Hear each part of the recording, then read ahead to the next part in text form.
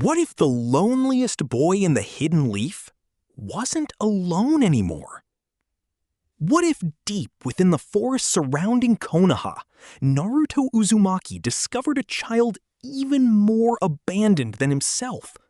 A mysterious boy with monstrous strength, no name, no family, and a past shrouded in darkness.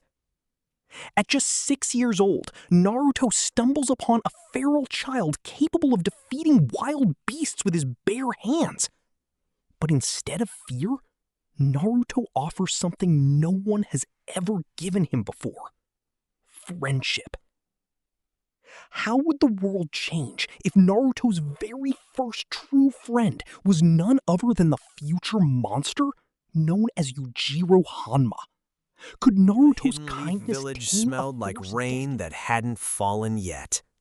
Naruto Uzumaki sat on the lowest branch of a crooked maple at the edge of the training grounds, knees pulled to his chest, watching the gray clouds roll over the Hokage monument like they were trying to smother the 4 stone faces carved into the cliff.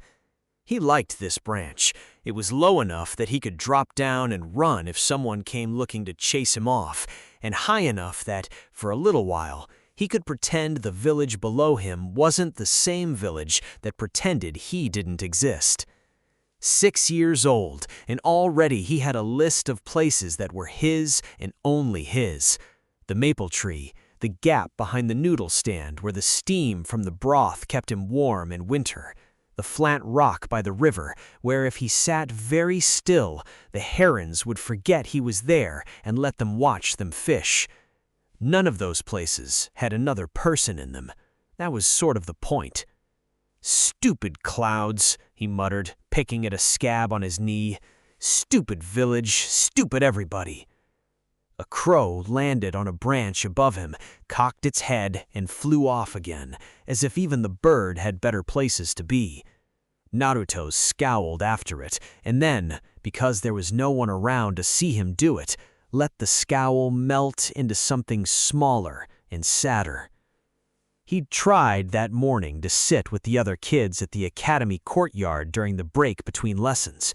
He hadn't said anything rude, he hadn't even said much of anything at all, just sat down at the edge of the group with his lunch the way he'd seen other kids do when they wanted to join in.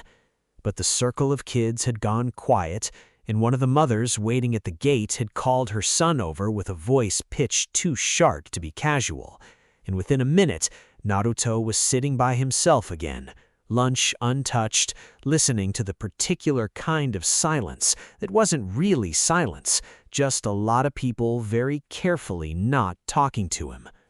He was used to it. That didn't mean he liked it.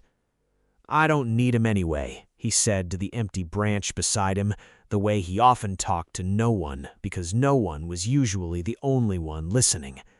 "When I'm Hokage, they'll all wish they'd been nice to me. I'll remember every single one of them." The wind picked up, rustling through the leaves, and somewhere in the deep tangle of trees beyond the training ground's outer fence, something screamed. Naruto's whole body went rigid. It wasn't a human scream, not quite. Too low, too rough, more like a growl that decided to climb several registers out of sheer fury. It was followed by a crash, branches splintering, something heavy hitting the ground hard enough that Naruto felt the faint shiver of it through the bark under his hands. Every instinct screamed at him to run home. 6-year-olds with no parents and no clan name and no one to come looking for them if they vanished did not go wandering towards strange noises in the deep woods outside the village wall. Naruto dropped out of the tree and ran straight towards it. The fence marking the boundary of the official training grounds was meant to keep genin from wandering into the deeper, unpatrolled forest beyond, the place Anbu sometimes used for live exercises, where the trees grew thick enough to blot out the sky and the undergrowth hid roots that could snap an ankle. Naruto had snuck past that fence more times than he could count, mostly to avoid people, sometimes just to see how far he could get before turning back.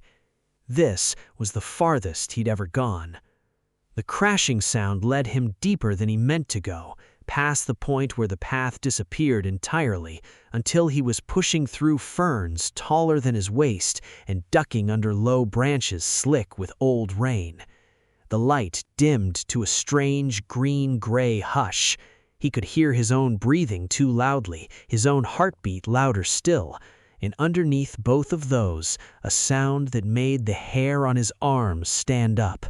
A wet, ragged panting, the kind an animal made that had been running for a long time and didn't plan to stop.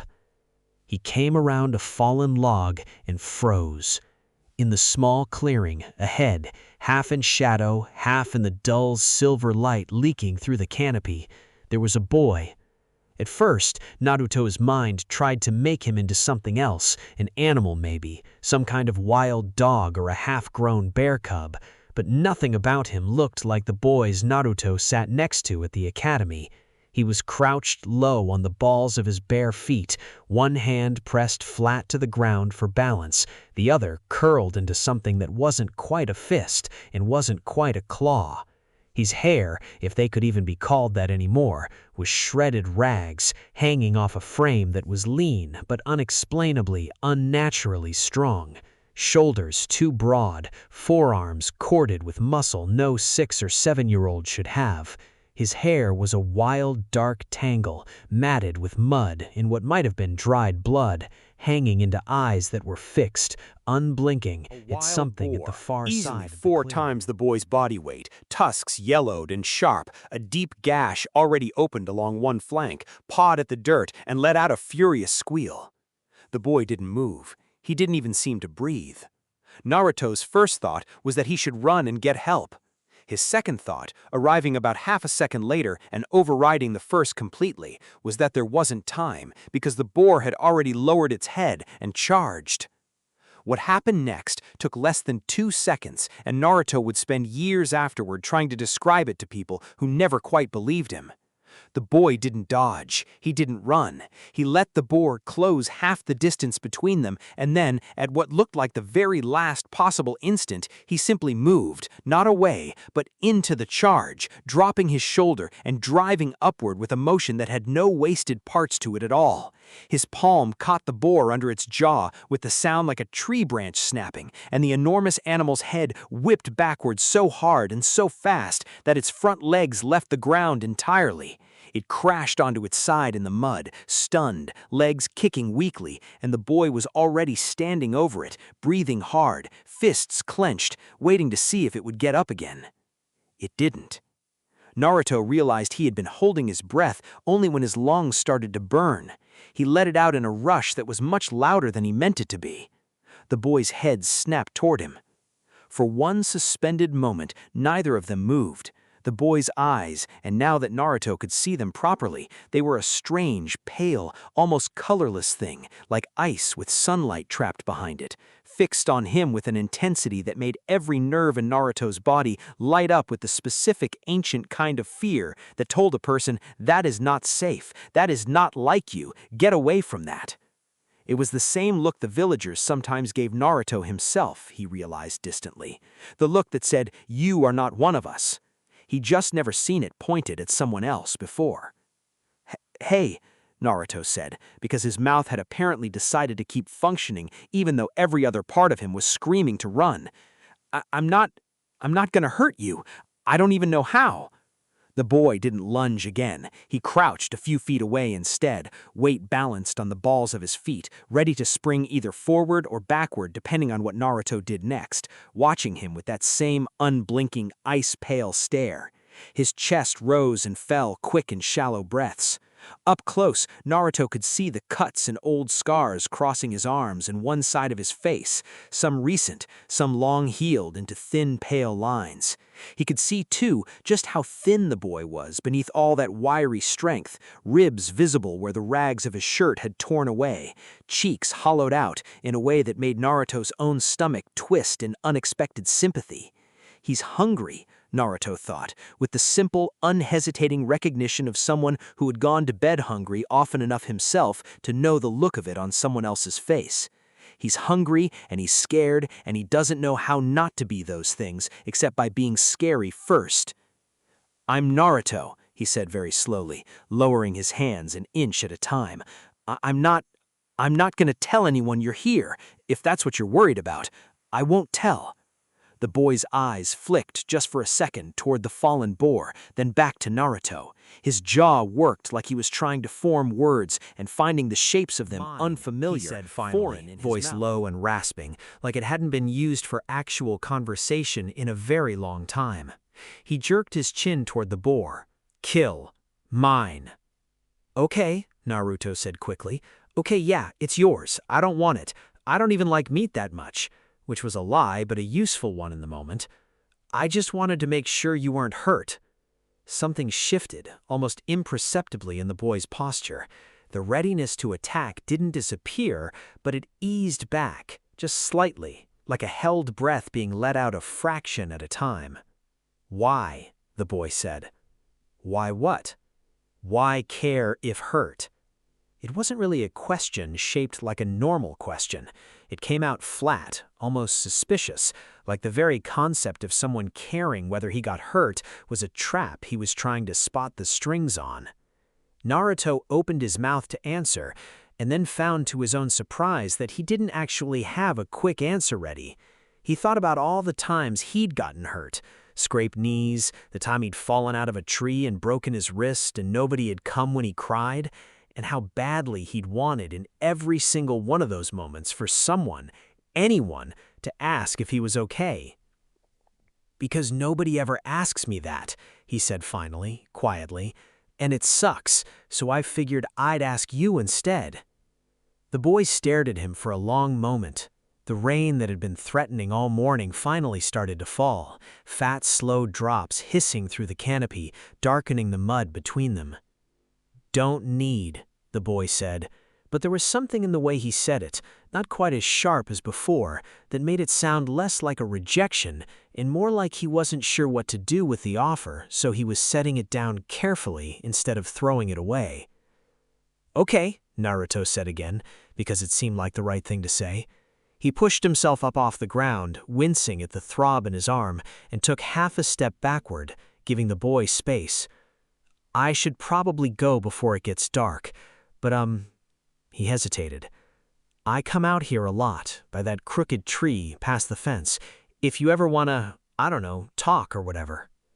The boy didn't answer. He had already turned back toward the boar, crouching down beside it with the focused, businesslike air of someone returning to an unfinished task, and by the time Naruto reached the tree line and glanced back, the boy hadn't so much as looked up again.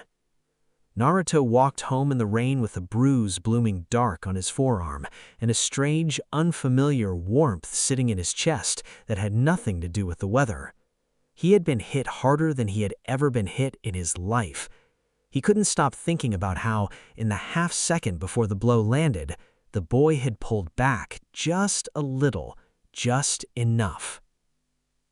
He went back the next day, and the day after that.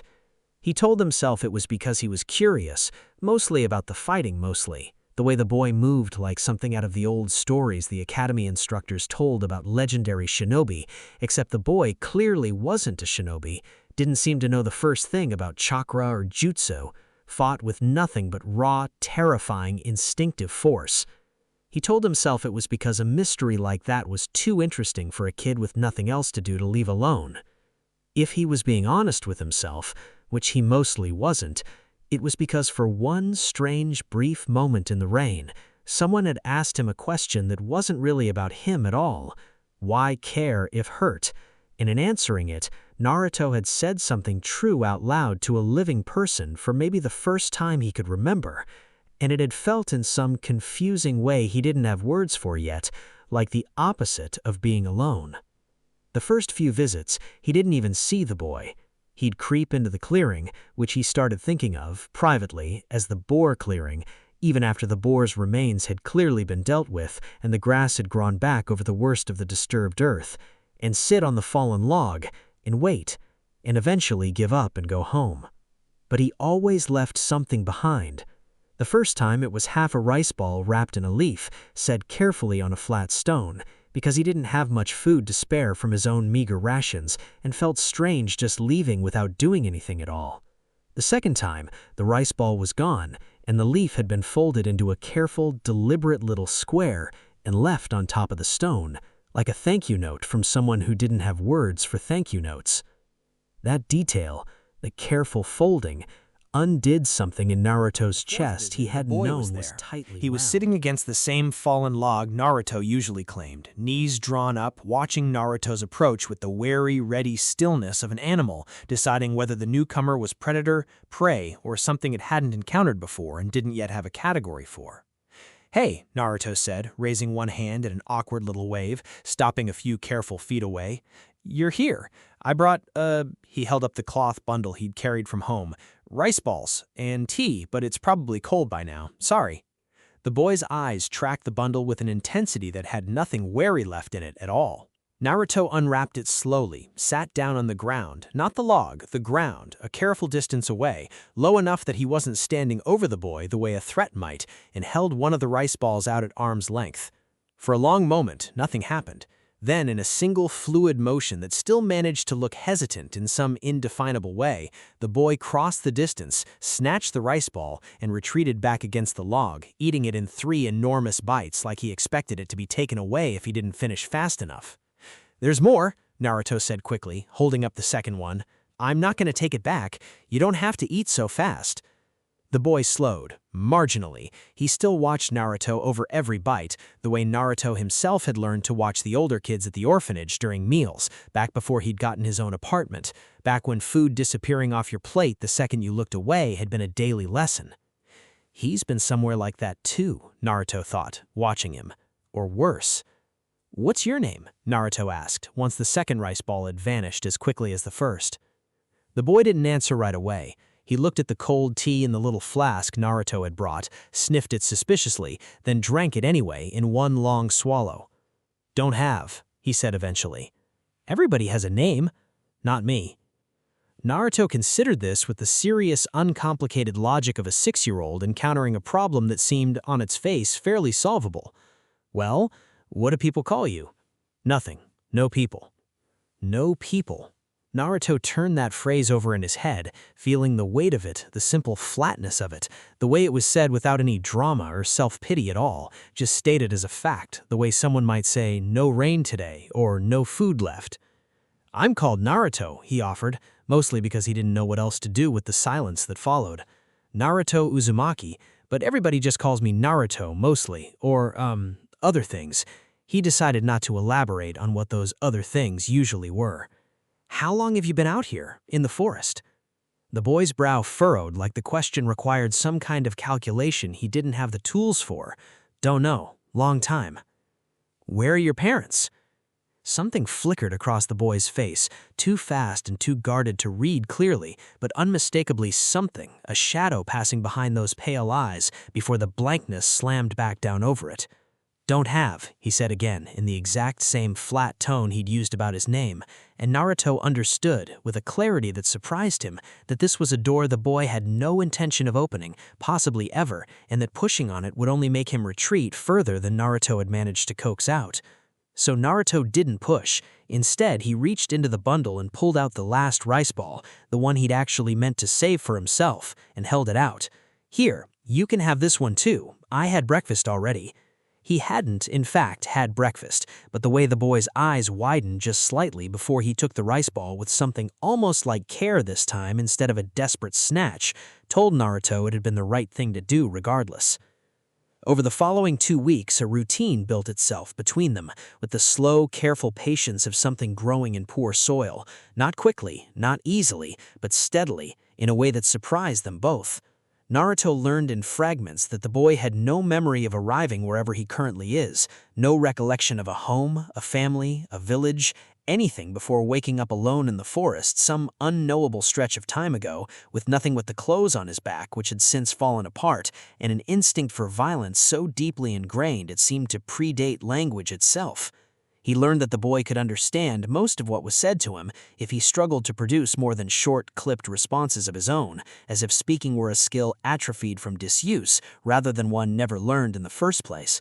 He learned that the boy slept in a shallow cave dug into the side of a low ridge, lined with leaves and old grass, and ate whatever he could catch, which terrifyingly included things like the boar, deer, and once, judging by the bones Naruto spotted near the cave entrance, The boy something that flinched might have been every a bear single time at sudden loud noises. Not in fear of the noise itself, Naruto came to realize, but as if his body were perpetually braced for the noise to be followed by a blow. He never learned why. The boy's past stayed a locked door, and Naruto, who had plenty of locked doors of his own, respected that more than he might have if he hadn't understood the particular shape of that kind of silence from the inside. In exchange, Naruto talked. He talked about the academy, about the instructors he liked and the ones who looked at him like he was something dangerous they were hoping would just go away on its own. He talked about Iruka-sensei, who at least tried to be fair even when the other adults weren't. He talked about the Hokage, old Hiruzen, who sometimes bought him ramen and asked about his day in a way that felt almost like what Naruto imagined having a grandfather might feel like. He talked, eventually, in halting, roundabout phrases that took him several visits to work up to, about the way the villagers looked at him, the whispers that followed him through the market, the way mothers pulled their children a little closer when he walked by, the strange, hollow weight of growing up surrounded by people who decided, before he was even old enough to understand why, that there was something wrong with him. The boy listened to all of it with an attention that Naruto had never gotten from anyone else. Not impatient, not distracted, not waiting for his turn to talk, just listening, pale eyes fixed and unblinking, as if every word Naruto said was being filed away somewhere important. "They're scared of you too," the boy said once, apropos of nothing, several days into this pattern. It wasn't a question. Naruto blinked at him. "What? No, they're not scared of me. They think I'm a—" He stopped because he genuinely didn't know how to finish that sentence, didn't have words yet for the thing he could feel but couldn't name, the strange weight that had sat on him for as long as he could remember without ever being explained. "Scared," the boy said again, with the simple, unbothered certainty of someone identifying a pattern he recognized from his own life. "Scared, same as me. They don't know what you are, scared of not knowing." Naruto sat with that for a long moment, turning it over, and found that it fit something inside him that had never quite had a shape before, a piece of the puzzle of his own life sliding into place, offered up by a boy with no name and no memory and no people, sitting in a forest no one else knew existed. "Yeah," he said quietly. "Yeah, maybe that's it." It was the first time anyone had ever made him feel like the strangeness wasn't entirely his fault. It couldn't last, of course. Things that good rarely did, in Naruto's experience, and he'd half expected, in the cautious, defensive part of his mind that it learned not to trust good things too much, that it would end with the boy simply vanishing one day, moving on to some other patch of forest, leaving Naruto with nothing but a strange story no one would believe. What actually happened was worse and louder and came on a gray morning 12 days after their first meeting. Naruto had arrived at the clearing a little later than usual, delayed by a tedious academy lecture on chakra theory that he'd understood maybe a third of, and he knew something was wrong before he even reached the tree line. There were voices ahead, adult voices, several of them, low and tense and indistinctly shinobi-trained, the particular cadence of people coordinating without giving away their positions. Naruto's stomach dropped. He crept forward, staying low until he could see through a gap in the brush, and what he saw made his heart slam hard against his ribs. 4 Chunin, 2 of them he recognized vaguely from passing them in the village, 2 he didn't know, had formed a loose perimeter around the clearing. A 5th figure, an Anbu in a porcelain mask shaped like a hawk, stood slightly apart, watching with the stillness of someone who had been doing this kind of work long enough that nothing much surprised them. "Easy," one of the Chunin was saying, hands raised, palms out, the same gesture Naruto had used himself weeks ago in this same clearing. "We're not here to hurt you. We just want to talk. The Hokage wants to talk to you, that's all." The boy didn't answer. He didn't seem to believe a word of it, and honestly, thought Naruto, with a flare of protective anger he didn't entirely understand yet, given what little the boy had told him about his life before the forest. Why would he? There have been reports, another Chunin said, lower, clearly meant more for his teammates than for the boy, of large game carcasses turning up half-eaten, drained, broken apart in ways no normal predator manages. Whatever's doing it has been getting bolder, closer to the village wall. The Hokage wants it identified before it decides the village itself looks like easy prey. They think he's a monster, Naruto realized with a cold lurch. They came out here to hunt a monster, and they found a kid. We don't want to fight, the first Chunin said again, taking a slow step forward. But if you make us... The boy moved the way he'd moved against the boar. No hesitation, no wasted motion. A violence so pure and so immediate that all 4 Chunin had barely begun to react before he was already past the first of them, driving a fist into the man's ribs with a crack that made Naruto flinch from 20 feet away. The Chunin folded around the blow and went down gasping, and the boy didn't slow, didn't pause to check the damage, just kept moving, toward the gap that Chunin's fall had opened in the perimeter, toward the trees, toward freedom, with the single-minded focus of a wild thing that had learned, somewhere in whatever past he refused to talk about, that hesitation got you killed. He almost made it. The second Chunin was faster than Naruto expected, recovering from his shock in time to throw a kunai that the boy dodged with an inch to spare, and the third Chunin closed the gap with a burst of speed that was clearly enhanced by chakra in a way the boy had no defense against and no way to anticipate.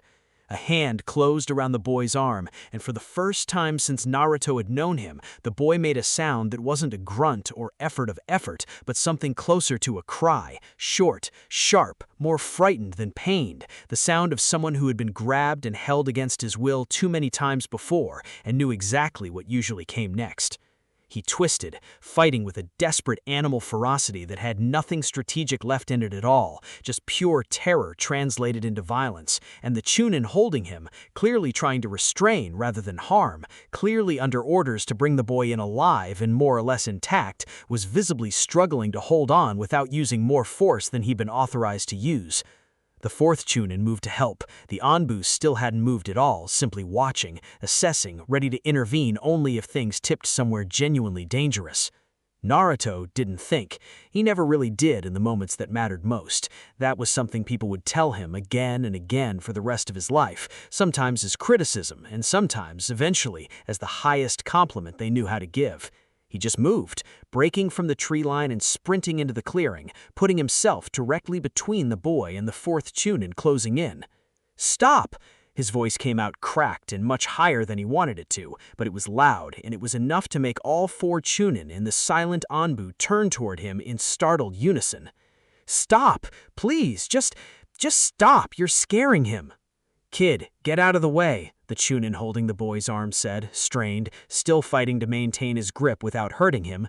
"You need to—" "He's not a monster," Naruto's voice cracked again, but he didn't stop, planting his feet, small and furious and utterly unwilling to move. "He's just a kid. He doesn't have anybody. He's been living out here all alone because nobody ever came to look for him, and now you're all surrounding him like he's some kind of animal you're hunting, and of course he's scared. Wouldn't you be scared too?" The clearing went very quiet. The boy, still held fast by the Chunin's grip, had stopped struggling. He was staring at Naruto with an expression that didn't fit on his face easily, something raw and unguarded that he clearly didn't have practice wearing, somewhere between disbelief and a desperate, painful hope he seemed almost afraid to let himself feel. "You know this child?" The voice came from the Anbu, calm and measured, cutting through the tension with the simple authority of someone who didn't need to raise their voice to be obeyed. "Yeah." Naruto turned to face the masked figure, chin up, doing his best not to let his voice shake even though every part of him wanted to. "His name's...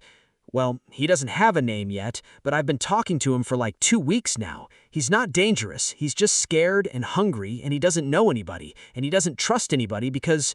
He faltered, glancing back at the boy, "because I don't think anybody's ever given him a reason to." The Anbu was silent for a long moment, hawk mask tilted slightly, studying the scene. The trembling boy held fast by a Chunin twice his size, the small, furious, fiercely protective figure of Naruto Uzumaki standing between them, the whole strange tableau framed by the quiet, watching forest. "Release him," the Anbu said finally. "Sir?" "Release him, carefully." There was something in the Anbu's tone that brooked no argument. If the boy is a feral orphan and not a threat to the village, this is now a matter of the Hokage's office, not a containment operation. The Chunin let go. The boy staggered back the moment he was free, putting several feet of distance between himself and all of them in the space of a single heartbeat. But, and Naruto noticed this with a small, fierce flicker of pride, he didn't run. He stayed close enough that, whether he fully realized it himself or not, he was staying close to Naruto. "I'll need both of you to come with me," the Anbu said, looking between them. "The Hokage will want to hear this himself." The walk back to the village was the strangest Naruto had ever taken, flanked on one side by a silent, masked Anbu and 3 subdued Chunin. The fourth one, ribs bruised but not broken, had been sent ahead for medical attention, and on the other side by a boy who walked like every step cost him something, shoulders hunched, eyes darting constantly toward the trees as though he were memorizing an escape route he hoped he didn't need. Naruto kept close to him the whole way, close enough that their shoulders almost brushed, and didn't say much because he sensed with an instinct sharper than his years that right now what the boy needed wasn't more words, but simply not being left alone in the middle of all these strangers. He said quietly. Once, as they passed beneath the village gate, and the boy's whole body went rigid at the sheer number of people, a noise, the smell of cooking food and dust and unfamiliar humanity pressing in on every side. "I promise, the Hokage's actually really nice. He's not like the others. He won't hurt you." The boy didn't answer, but his hand, Naruto noticed, had curled into the loose hem of Naruto's sleeve at some point during the walk, holding on with a grip that was probably stronger than he realized, and Naruto didn't say anything about it, didn't pull away, just let him hold on. The Hokage's office smelled of old paper, and the particular calm Hiruzen Sarutobi seemed to carry with him into every room he occupied. He was seated behind his broad desk when the Anbu escorted the 2 boys in, robes settled around him, the lines of his face arranged into an expression Naruto had learned, over the years, to recognize his genuine, careful attention rather than the performance of patience that most adults gave him. "Thank you," Hiruzen said to the Anbu and the Chunin. "You may go. I'll handle this from here." Once the door had closed behind them, leaving only the Hokage and the 2 boys in the quiet office, Hiruzen folded his hands atop the desk and regarded them both for a long moment. "Naruto," he said finally, gently, "would you like to tell me what's been going on?"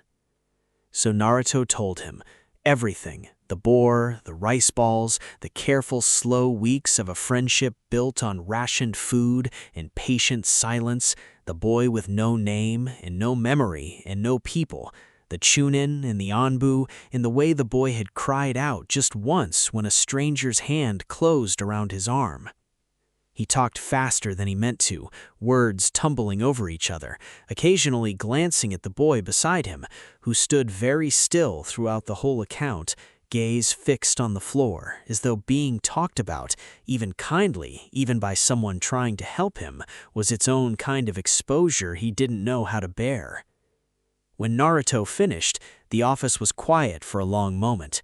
Hiruzen's gaze moved from Naruto to the boy, taking him in properly for the first time, the wiry, unnatural strength visible even in his exhausted slouch, the scars old and new, the eyes that wouldn't quite meet his own. "What is your name, child?"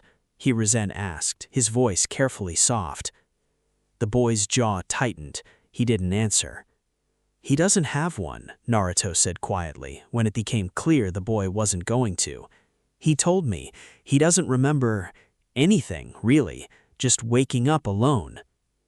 Hiruzen was quiet for a long moment, studying the boy with an expression that had shifted somewhere in the last few seconds from careful authority into something gentler, something that looked, Naruto thought, almost like recognition, though he couldn't have said of what.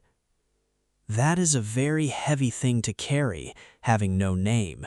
A name is one of the first things given to a person. It's how the world first tells you you're meant to exist in it. I imagine it has been very difficult going without one." The boy's head came up just slightly, eyes flicking to the Hokage's face with something wary and uncertain, as though trying to determine if this was a trick. "I won't pretend to know everything about what brought you here or what happened before, and I won't push you to tell me, not today, but I would like to give you a name, if you'll allow it, not to replace anything that might have come before, simply so that the world has a way to call you in, so that you have a place to start from." The boy said nothing, but he didn't look away either, and after a moment, the smallest, most uncertain nod. Hiruzen considered for a long moment, steepling his fingers, and Naruto watched the old man's gaze travel once more over the boy, the strength held coiled and tight even now, in exhaustion, the wariness that had been clearly earned through means Hiruzen, with decades of seeing the worst the world did to children, could likely guess at more accurately than Naruto could. "Yujiro," Hiruzen said at last. "It means one who is gentle and abundant, a name with room to grow into should you wish it to mean that, but it can mean whatever you make of it in time. The choice of what kind of person carries that name forward will always be yours." The boy, Yujiro now, in a way that Naruto could feel settling into the room like something solidifying, turned the word silently, mouth moving slightly as though testing its shape. "Yujiro," he repeated, low and rough, and something in his face shifted fractionally into an expression Naruto hadn't seen on him before. Not quite a smile, but close to the shadow of one. "Now," Hiruzen said, leaning back, "the more difficult question. You cannot continue living in the forest, Yujiro, not safely and not without continuing to alarm the villagers, who will only grow more anxious the longer an unidentified and clearly formidable presence is reported near the village border. I would like to offer you a place within the village instead. Housing, food, and, should the academy be willing, and I believe they can be persuaded, the chance to learn alongside other children your age." Yujiro's posture went rigid again, the wariness flooding back in immediately. "Watched," he said. Yes, Not a question, Hiruzen an admitted, accusation. without flinching from the honesty of it. "I won't lie to you and pretend otherwise. Given what's happened today, there will need to be oversight, at least at first, until trust is built on both sides. But I do not intend for that oversight to be a cage, Yujiro. It is meant to be a bridge. The choice of whether to cross it is yours." "He's not going to hurt anybody," Naruto interjected, fierce and quick, before he could stop himself. "He's not a monster, no matter what those reports said about animals getting torn up. He was just trying to survive." "I believe you, Naruto," Hiruzen said, with a small, tired smile that held more weariness in it than the boy was old enough yet to fully read. He turned back to Yujiro, who was watching this exchange with the same wary, unreadable stillness he'd worn through most of the walk into the village. "You don't have to decide anything today," Hiruzen said, gently. "But there is a hot meal waiting in the kitchens, and a bed should you want either of those things tonight, with no obligations attached beyond accepting them. Tomorrow we can talk further about what comes after." For a long moment, Yujiro didn't move at all. Then, slowly, his gaze slid sideways, not to the Hokage, but to Naruto, standing beside him, with the open, unguarded hopefulness of someone who badly wanted this to work out and hadn't yet learned to hide that wanting behind anything more careful. "You stay," Yujiro said, not quite a question, almost one anyway. "If you want me to, yeah, I'll stay as long as you want." Yujiro looked at him for one more long moment, taking in, Naruto would understand much later, the simple fact that here was someone offering to stay, not because he was ordered to, not because it was his job, but because he wanted to, and then, finally, gave a single short nod. "Okay," he said. The meal that followed was not, by any reasonable measure, a grand affair. It took place in a quiet back room of the Hokage's residence. Plain wooden table, simple bowls, a pot of rice and grilled chicken and steamed vegetables that one of the kitchen staff had put together on short notice, with a small kettle of warm tea set between the two boys because Naruto had specifically requested it, remembering how Yujiro had drained the flask of cold tea weeks ago like it was the finest thing he'd ever tasted. Yujiro ate carefully this time, not the desperate food-might-vanish urgency of their first shared meal in the forest, but slower, more deliberate, glancing up at Naruto every so often as though checking that this too was real and not about to be taken away. "You did good today," Naruto said around a mouthful of rice, grinning despite the long, strange day behind them. I mean, the fighting off 4 Chunin part probably wasn't the best plan, but the rest of it, you're gonna be okay now. I really think you are. Yujiro considered this for a long moment, turning his cup of tea slowly between his hands. "Why did you stop them?" he said finally. It wasn't quite the same question he'd asked weeks ago in the rain. Why care if hurt? But it was built from the same uncertain, searching place, the place of someone who had never been given a reason to expect kindness and was still trying to map the shape of it now that he'd received some. Naruto thought about it seriously, the way he tried to think about things that mattered, even though he didn't always have the right words ready. "Because you're my friend," he said simply, "and that's what you do for your friends. You stand up for them when it's scary, especially when nobody else will." Yujiro's brow furrowed slightly. The word friend, Naruto would come to understand over the following weeks, was as foreign and untested to himself as his own name had been that morning. But he didn't push the word away, he sat with it instead, turning it the same careful way he'd turned over the sound of his own new name, testing its weight, deciding, slowly, whether it was something he wanted to keep. "Friend," he repeated, low, almost to himself. "Yeah, friend," Naruto said, smiling, a real smile, wide and unguarded, the kind he didn't get to use very often.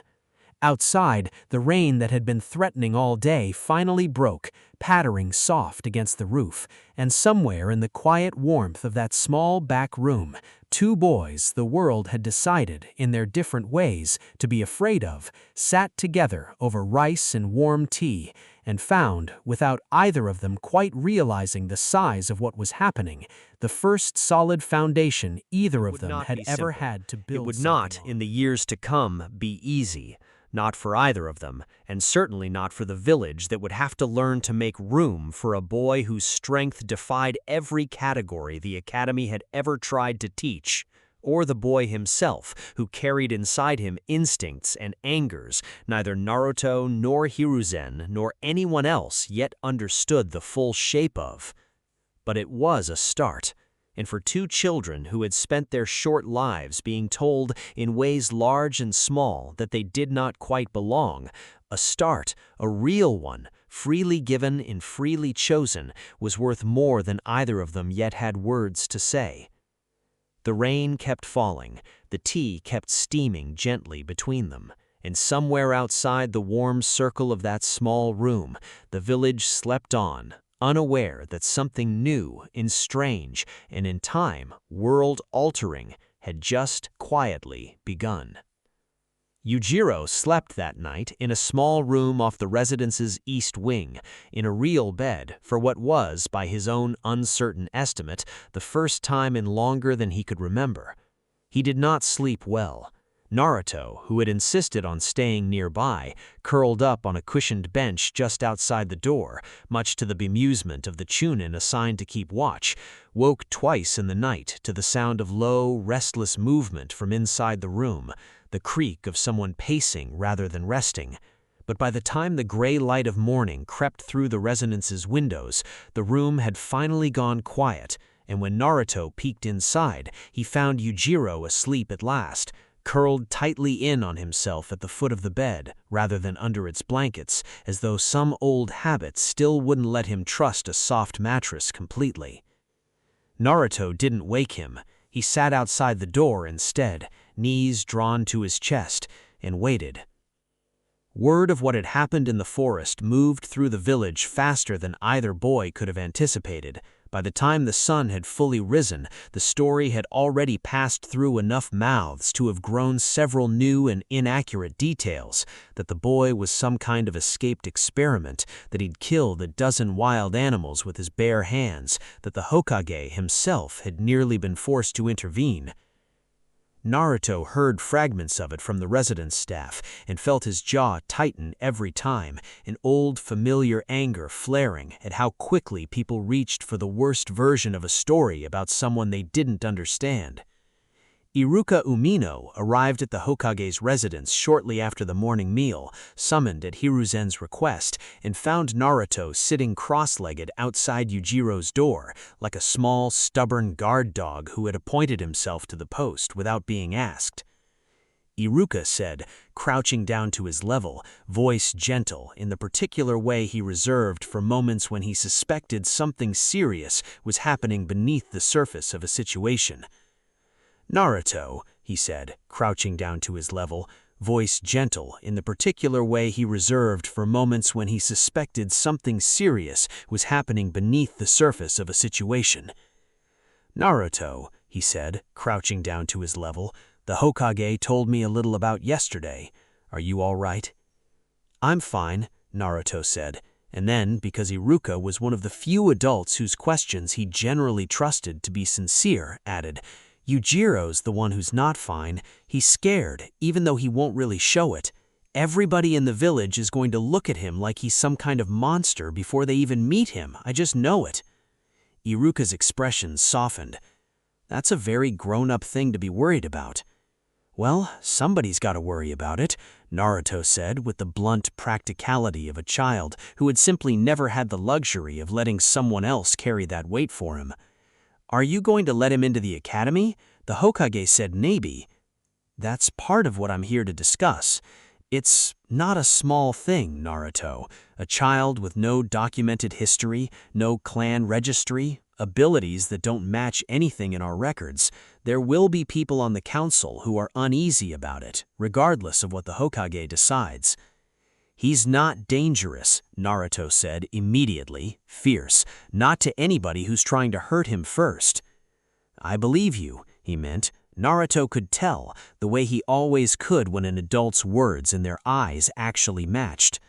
But believing it and convincing an entire village council of it are two very different battles, and I suspect we're only at the beginning of the second. The door beside them creaked open. Yujiro stood in the gap, hair still tangled with sleep, eyes immediately flicking from Iruka's unfamiliar face to Naruto's, searching for some signal of whether this stranger was safe. "It's okay," Naruto said quickly, scrambling to his feet. "This is Iruka-sensei. He's one of the good ones. He teaches at the academy, you know, the place I told you about where they teach you to be a ninja." Yujiro's gaze settled on Iruka with the same wary, assessing stillness he'd given the Chunin in the forest, though without the immediate readiness for violence. A calculation rather than a threat response, Naruto thought, and felt something in his chest ease slightly at the distinction. "You're not going to attack me," Iruka said evenly, holding his hands loosely at his sides, neither raised in surrender nor hidden in any way that might seem threatening. A long pause. Then, slowly, Yujiro gave the same short, uncertain nod he'd given Hiruzen the day before. Not quite trust, but a tentative willingness to wait and see. "Good," Iruka said, with a small, genuine smile. "That's a good start." He glanced at Naruto, something thoughtful passing behind his eyes. "You know, Naruto, in all my years teaching at the academy, I don't think I've ever seen you take to anyone the way you've taken to him. Looking out for someone like this, really looking out for them, not just talking about it, that's not a small thing for a person to be capable of, especially not at 6 years old." Naruto, who was unused to being complimented for much of anything by an adult who wasn't the Hokage, felt his ears go hot and ducked his head, suddenly very interested in a scuff mark on the floorboards. "He's my friend," he mumbled. "That's just what you do." Iruka's smile didn't fade. If anything, it deepened, edged with something that looked almost like quiet hope, the particular cautious hope of a teacher who had spent years watching a lonely, overlooked child and wondering in the back of his mind what it might take for that child to finally have someone of his own. "Yes," he That said afternoon, softly. while "I clouds suppose it gathered is." again over the Hokage monument and the smell of rain crept back into the air, Naruto led Yujiro through the quieter back streets of the village. Not the busy market, not yet. That would come later and would not go easily. Toward the crooked maple tree at the edge of the training grounds, the one branch Naruto had always thought of as his and only his. He patted the low branch. "This is my spot," he said. "Well, I guess it's our spot now if you want." Yujiro looked at the tree for a long moment, then climbed up onto the branch beside him with an ease that made the whole thing groan slightly under their combined weight, settling in with the careful, deliberate stillness of someone testing whether a thing might be allowed to last. They sat there together as the first drops of rain began to fall. Two children the world had each, in their own separate and isolated ways, decided to fear. One for a burden sealed inside him before he could even speak, the other for a strength he'd never asked for and didn't yet know how to wield without breaking something. And for the first time in either of their short, hard lives, neither of them was alone in it. "Friend," Yujiro said again, quietly, like he was still getting used to the taste of the word. "Yeah," Naruto said, grinning, and bumped his shoulder lightly against Yujiro's arm. "Careful, the way you'd nudge something you weren't sure yet how hard it could be touched. Friend."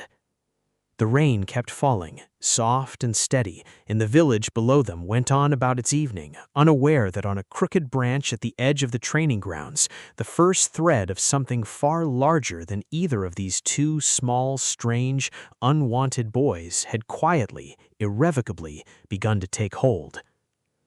3 weeks after a hawk-masked Anbu boy walked a half-feral boy out of the forest and into the heart of the hidden leaf, Yujiro Hanma, for that was the surname the village registry clerk had eventually assigned him, borrowed at Hiruzen's quiet suggestion from an old, extinct clan line so the boy would have a full name to carry rather than half of one, still flinched at doors. Not all doors, just the ones that opened too fast or too loudly, or behind him when he wasn't expecting it. Naruto had noticed this within the first few days and had quietly taken to announcing himself before he came through any doorway Yujiro happened to be near, a habit that had become so automatic he barely thought about it anymore. "It's me," he'd call out even from 3 feet away, even when there was no possible way it could be anyone else. Yujiro never thanked him for it, but Naruto had noticed too that the flinching had gotten smaller, not gone, smaller. That, Naruto had decided, counted as progress. The small apartment the village had arranged for Yujiro sat 2 buildings down from Naruto's own. Modest, sparse, a single room with a sleeping mat, a low table, and a window that looked out over a narrow alley rather than any view worth having. But it was his, with a door that locked from the inside, and Naruto suspected that fact alone meant more to Yujiro than the Hokage or anyone else fully understood. A chunin named Kotosu had been assigned, loosely, to check in on him, more out of an abundance of caution than any real expectation of trouble, since in 3 weeks Yujiro had given the village exactly 0 reasons to regret the decision to bring him in, aside from the occasional villager's uneasy stare and the persistent low murmur of gossip that any unfamiliar, oddly strong child was bound to generate. Naruto showed up to that door most mornings before the academy bell, knocking twice and calling out his name before Yujiro ever opened it. "You're gonna be late one of these days if you keep waiting for me," Yujiro said one such morning, already dressed, already alert despite the early hour, watching with faint, wordless amusement as Naruto attempted to simultaneously eat a piece of toast and tie his sandal straps. "Worth it," Naruto said around a mouthful of bread. "Besides, somebody's gotta walk you to your first real day. You're nervous, I can tell." "Not nervous," Yujiro's jaw said in the particular way Naruto had already learned meant the opposite of what he was saying. "Totally nervous," Naruto said cheerfully, swallowing the last of the toast and falling into step beside him as they headed toward the academy grounds. "It's fine. I was nervous on my first day too. Well, not nervous, more like I didn't know if anybody would talk to me. Turns out the answer was no, but hey, at least I knew what to expect after that. Yujiro glanced sideways at him. They don't talk to you? Nah, not really. I mean, Iruka-sensei's nice, and there's a couple of kids who aren't, like, mean about it, just kinda distant, but mostly people just sort of look through me. Naruto said this lightly, the way he'd learned to say most things about his own loneliness, with a shird built in to deflect whatever pity might follow. It's whatever. I'm used to it. Something tightened briefly in the set of Yujiro's shoulders. Not quite anger, not quite anything Naruto had words for yet, but a kind of stillness that hadn't been there a second ago. That's wrong, he said, low. What is? Looking through someone. Yujiro's pale eyes were fixed straight ahead, but his voice had dropped into something flatter, more deliberate. I know that. Worse than hitting. Hitting, at least, means you exist enough to hit.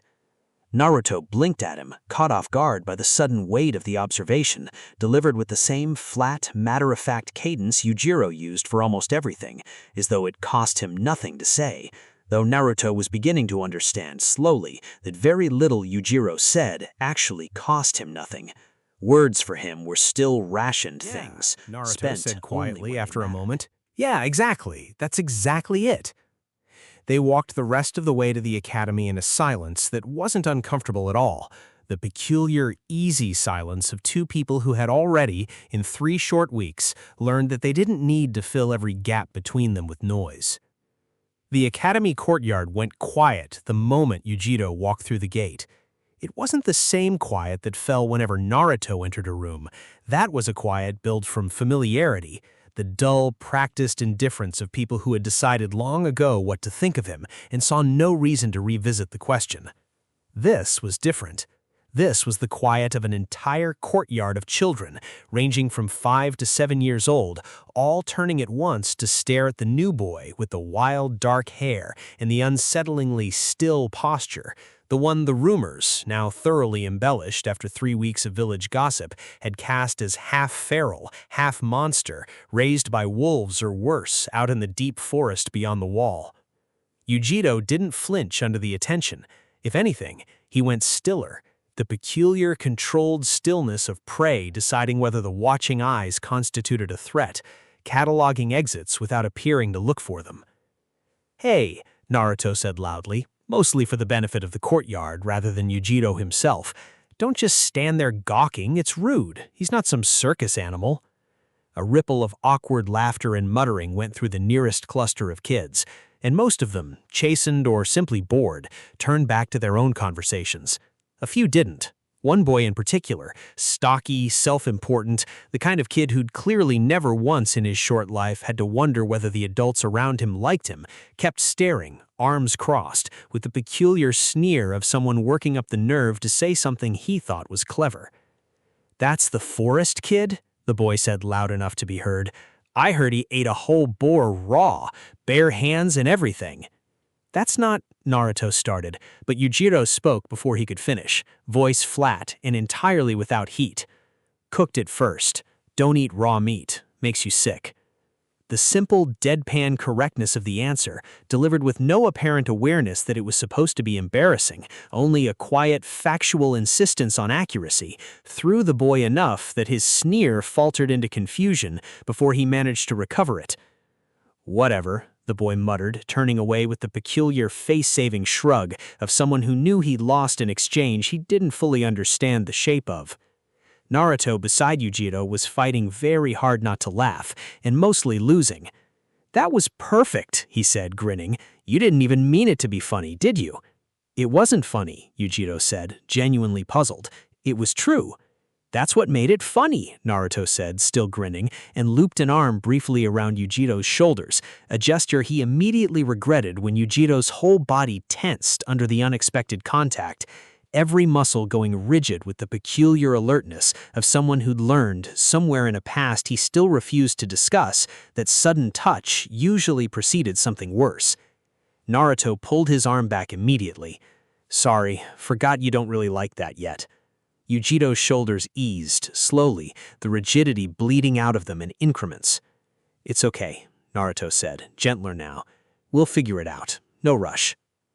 Inside, the morning's lesson belonged to a wiry, sharp-eyed chunin named Mizuki, who Iraka had paired up with that week to handle the academy's basic physical assessments, a routine evaluation given to every new student, intended to gauge baseline coordination, stamina, and reflexes before they were slotted into the appropriate training track. Mizuki ran dozens of these assessments over the years, and he approached Yujiro's with the same brisk, faintly bored efficiency he gave every other unremarkable 6-year-old that passed through his rotation. That boredom did not survive contact with the actual results. "All right," Mizuki said, gesturing Yujiro toward the worn practice mat at the center of the room, where a padded training dummy stood bolted to its base, scuffed and dented from years of small fists and feet. "Simple drill. Hit it as hard as you can. We're just measuring baseline strength here, nothing fancy." Yujiro looked at the dummy for a long moment, assessing it, Naruto realized, the same unhurried, calculating way he'd assessed the boar in the clearing weeks gone, weighing its mass, its give, the angle that would do the most with the least wasted motion. Then he hit it. The dummy didn't just rock back on its bolted base, it cracked, a sound like green wood splitting, the padding tearing at one seam, the whole apparatus jolting hard enough against its mounting that a fine spray of dust sifted down from the ceiling joists above. The room went dead silent. Several of the other children, who were chatting idly while waiting their turn, stared with open mouths. Mizuki's clipboard had gone very still in his hand. "Again?" Mizuki said after a pause that went on slightly too long, his voice carefully neutral in the way adults' voices got when they were trying very hard not to show they'd been rattled. "Same strike. I want to time it properly this time." Yujiro obliged, and the second hit, delivered with the same unhurried, almost bored economy of motion, landed with enough force that the bolts anchoring the dummy groaned audibly. That's plenty," Mizuki said quickly. "We'll move on to the reaction drill." The reaction drill went no better in the sense that it revealed with the same unsettling clarity that whatever instincts had kept a small boy alone in a forest for an unknown stretch of his short life left him with reflexes that belonged on a body twice his age and several years of formal training his way past what he'd actually had. When Mizuki threw a soft practice ball at him without warning, intending only to gauge a basic startle response, Yujiro caught it out of the air with a speed that made the chunin actually take a step back.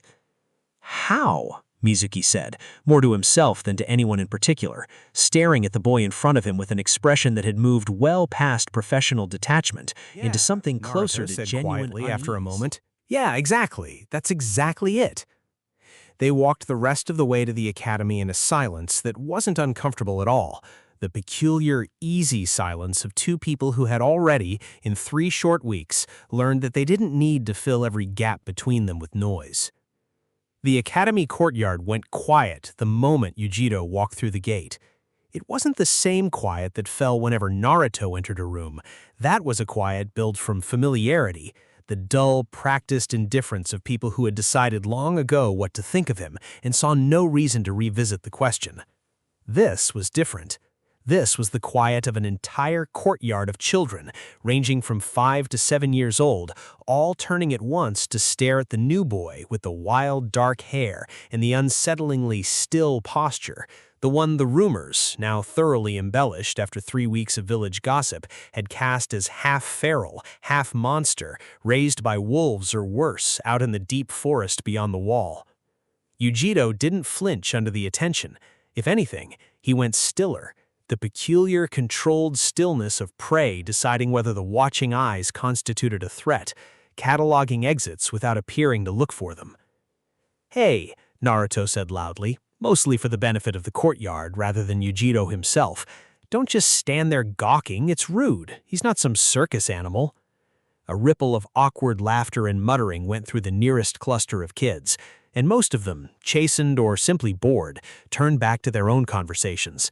A few didn't. One boy in particular, stocky, self-important, the kind of kid who'd clearly never once in his short life had to wonder whether the adults around him liked him, kept staring, arms crossed, with the peculiar sneer of someone working up the nerve to say something he thought was clever. "That's the forest kid?" the boy said loud enough to be heard. I heard he ate a whole boar raw, bare hands and everything. That's not, Naruto started, but Yujiro spoke before he could finish, voice flat and entirely without heat. Cooked it first. Don't eat raw meat. Makes you sick. The simple, deadpan correctness of the answer, delivered with no apparent awareness that it was supposed to be embarrassing, only a quiet, factual insistence on accuracy, threw the boy enough that his sneer faltered into confusion before he managed to recover it. Whatever, the boy muttered, turning away with the peculiar face-saving shrug of someone who knew he'd lost an exchange he didn't fully understand the shape of. Naruto beside Yujiro was fighting very hard not to laugh, and mostly losing. "That was perfect," he said, grinning. "You didn't even mean it to be funny, did you?" "It wasn't funny," Yujiro said, genuinely puzzled. "It was true." "That's what made it funny," Naruto said, still grinning, and looped an arm briefly around Yujiro's shoulders, a gesture he immediately regretted when Yujiro's whole body tensed under the unexpected contact, every muscle going rigid with the peculiar alertness of someone who'd learned, somewhere in a past he still refused to discuss, that sudden touch usually preceded something worse. Naruto pulled his arm back immediately. "Sorry, forgot you don't really like that yet." Yujiro's shoulders eased, slowly, the rigidity bleeding out of them in increments. "It's okay," Naruto said, gentler now. "We'll figure it out. No rush." Inside, the morning's lesson belonged to a wiry, sharp-eyed chunin named Mizuki, who Iraka had paired up with that week to handle the academy's basic physical assessments, a routine evaluation given to every new student, intended to gauge baseline coordination, stamina, and reflexes before they were slotted into the appropriate training track. Mizuki ran dozens of these assessments over the years, and he approached Yujiro's with the same brisk, faintly bored efficiency he gave every other unremarkable 6-year-old that passed through his rotation. That boredom did not survive contact with the actual results. "All right," Mizuki said, gesturing Yujiro toward the worn practice mat at the center of the room, where a padded training dummy stood bolted to its base, scuffed and dented from years of small fists and feet. "Simple drill. Hit it as hard as you can. We're just measuring baseline strength here, nothing fancy." Yujiro looked at the dummy for a long moment, assessing it, Naruto realized, the same unhurried, calculating way he'd assessed the boar in the clearing weeks gone, weighing its mass, its give, the angle that would do the most with the least wasted motion. Then he hit it. The dummy didn't just rock back on its bolted base, it cracked, a sound like green wood splitting, the padding tearing at one seam, the whole apparatus jolting hard enough against its mounting that a fine spray of dust sifted down from the ceiling joists above. The room went dead silent. Several of the other children, who were chatting idly while waiting their turn, stared with open mouths. Mizuki's clipboard had gone very still in his hand. "Again?" Mizuki said after a pause that went on slightly too long, his voice carefully neutral in the way adults' voices got when they were trying very hard not to show they'd been rattled. "Same strike. I want to time it properly this time." Yujiro obliged, and the second hit, delivered with the same unhurried, almost bored economy of motion, landed with enough force that the bolts anchoring the dummy groaned audibly. That's plenty," Mizuki said quickly. "We'll move on to the reaction drill." The reaction drill went no better in the sense that it revealed with the same unsettling clarity that whatever instincts had kept a small boy alone in a forest for an unknown stretch of his short life left him with reflexes that belonged on a body twice his age and several years of formal training his way past what he'd actually had. When Mizuki threw a soft practice ball at him without warning, intending only to gauge a basic startle response, Yujiro caught it out of the air with a speed that made the chunin actually take a step back. "How?" Mizuki said, more to himself than to anyone in particular, staring at the boy in front of him with an expression that had moved well past professional detachment into something closer to genuine unease.